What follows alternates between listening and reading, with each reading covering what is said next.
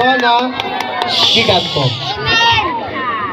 Okay, candidate number 2, how are you tonight? Fine, okay. So I believe, as far as I know, si Miss Donna is usa ka social media influencer, no? So, how does it feel as gabi ka kasikat this aside there is sa Barangay Saray, but imagine all over the Philippines and even the world nakaila kung kinsa si Miss Donna from Barangay Saray. How does it feel, Ma'am Donna? Dako kayo akong kalipay nga nakasunod ko ng social media nga nailang ko sa tibuok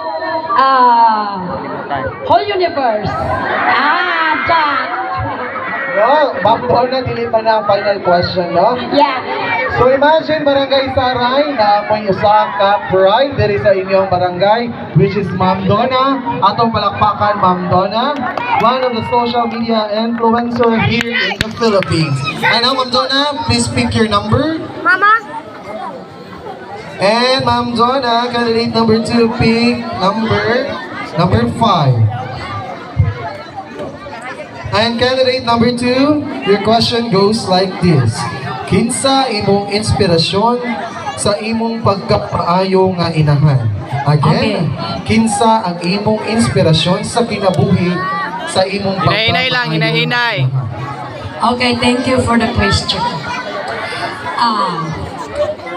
Ang akong inspirasyon sa akong pagkamaayong inahan, walay lain kundi ang akong siyang kaanak.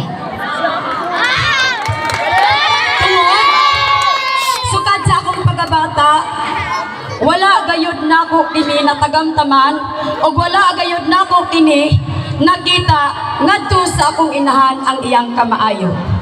Busa karon nga aduna na ako'y pamilya o gitagaan ako sa Ginoo og siyam ka anak. Ako gayud kining gipaningkamutan ug ako gayud kaning giatubang ang obligasyon para sa ugma sa akong mga anak. So that's why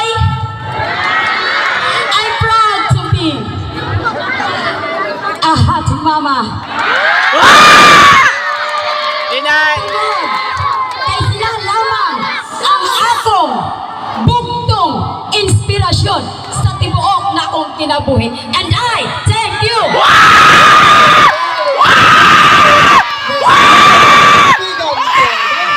So sa mga mama ug papa nga ni karon,